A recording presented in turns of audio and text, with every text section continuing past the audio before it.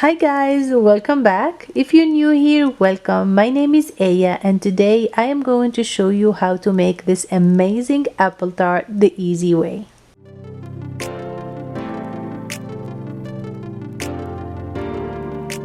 Starting with the ingredients for the crust, you will need cold butter. Here I used 9 tablespoons or 125 grams, 1/3 of a cup of almond flour or 35 grams, a pinch of salt, 1 3/4 of a cup of all-purpose flour or 220 grams, 1/3 of a cup of confectioner's sugar or 70 grams, and 1 large egg or 50 grams. Also, all the ingredients will be listed down below the video and the description box. For today's video, I will be using my stand mixer, but I will show you also how to do it by hand if you don't have one. If you're using a stand mixer, you will need this attachment. First, I am going to add the all-purpose flour, the almond flour, and the salt to the bowl and give it a good whisk just until combined.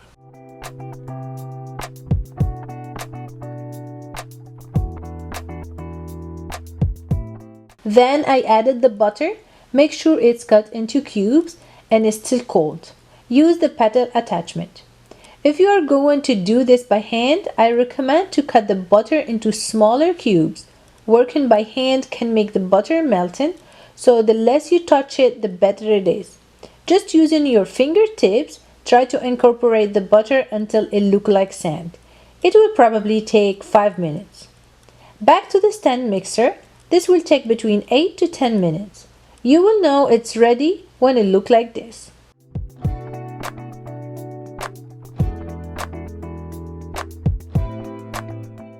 So now if you're doing it by hand, you will probably have bigger pieces of butter. Don't worry, I will show you how to fix it later on. Now it's time to add the confectioner's sugar and mix until it's combined.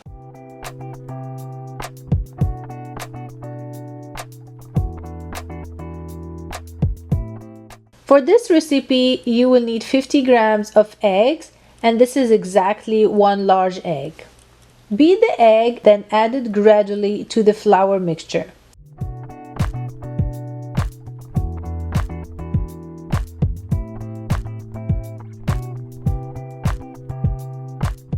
Stop as soon as you see that the dough starts to form. You don't want to overmix it. So using a spatula, try to go over the edges and the bottom of the bowl to help combine the ingredients.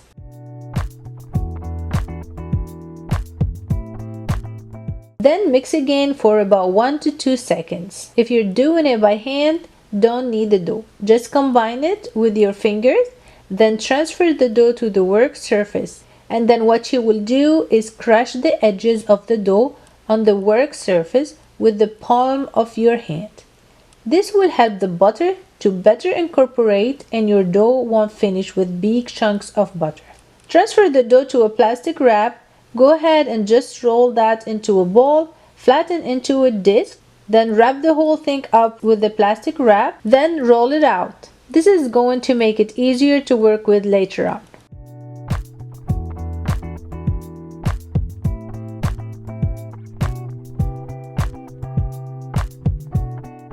So wrap it up and let it sit in the fridge for about 2 hours. Meanwhile, I am going to prepare the apples. This apple tart have 2 layers of apples. The first one is an applesauce, then is topped with thin slices of apples. Here I am going to prepare the applesauce. I want it to be homemade, also chunky, not like the store-bought one. I cut 4 apples and remove core, then cut into small pieces. You can peel the apple if you prefer.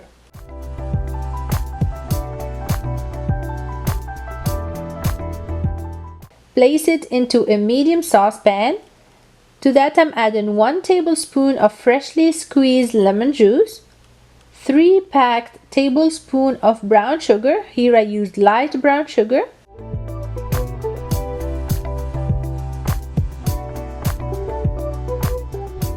3 tablespoons of water, 1 tablespoon of butter, and 1 teaspoon of ground cinnamon. Stir well, then cover and place it over medium-low heat for about 10 minutes. 10 minutes later, the apples should be cooked. Please check it with a knife as it might take more or less time depending on how big are the pieces. At this point, I uncover the saucepan and let the apple finish cooking until all liquids evaporate.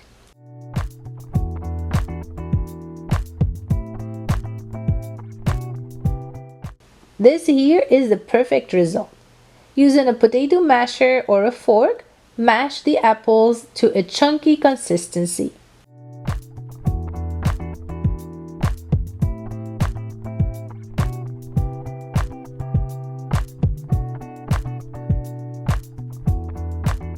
Transfer to a glass container to allow it to cool. You can add a dash of cinnamon if you prefer.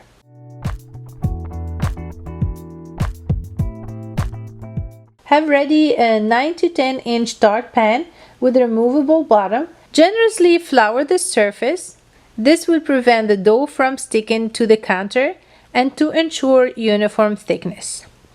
Keep lifting up and churning the pastry a quarter turn as you roll. Once the pastry is big enough, roll it around your rolling pin to transfer it. Dusting off any excess flour. And roll over the top of the tart pan. Make sure that the side with the flour is down.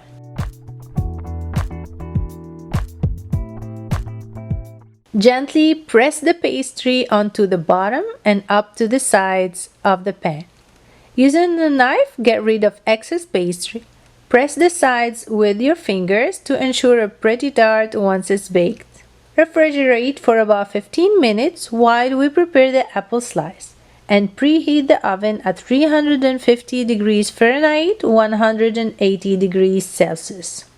Clean, core, and cut 4 apples in half, then thinly slice them using a knife.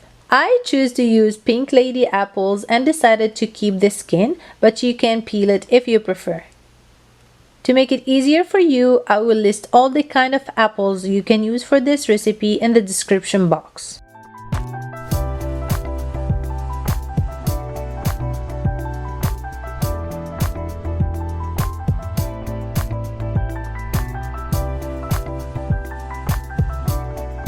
Remove the pastry from the fridge, add the chunky applesauce, and try to make it as even as possible. This will ensure a pretty apple tart. If you see any uneven or small slices, just keep them in a separate bowl and we will use them later on. Arrange the thin apple slice in concentric circle.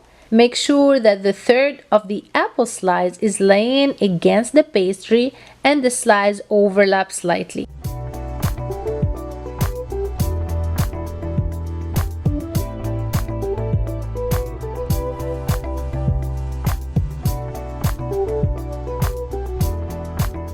Once you finish the first circle, it's time to use the uneven apple slice that we kept in the side.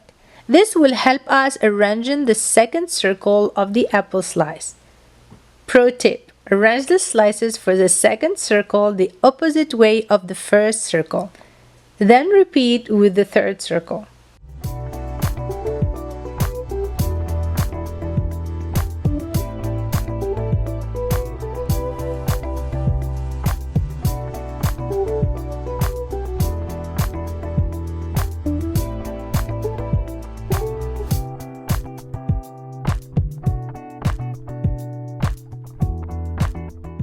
In a small bowl, combine 3 tablespoons of honey and 1 tablespoon of room temperature butter. Mix very well and drizzle over the apples.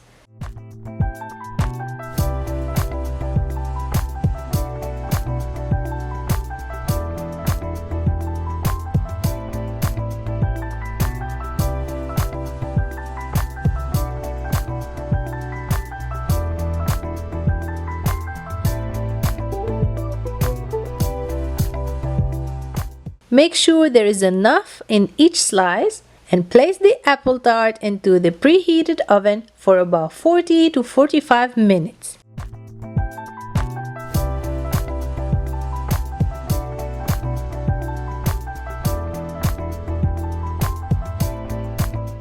I can tell you something that your house will smell amazing.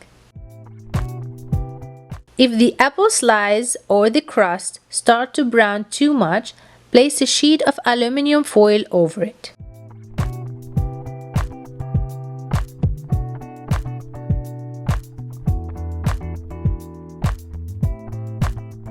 As soon as you take the apple tart out of the oven, glaze it with warm apricot glaze.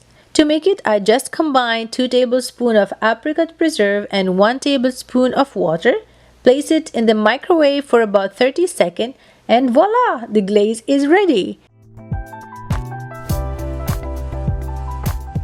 Now the hardest part.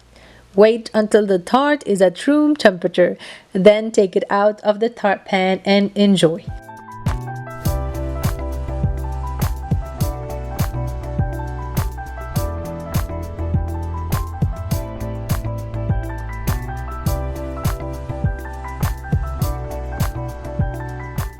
Thank you so much for watching and stay tuned for the next recipe because it's gonna be yummy. Bye! See you in the next video.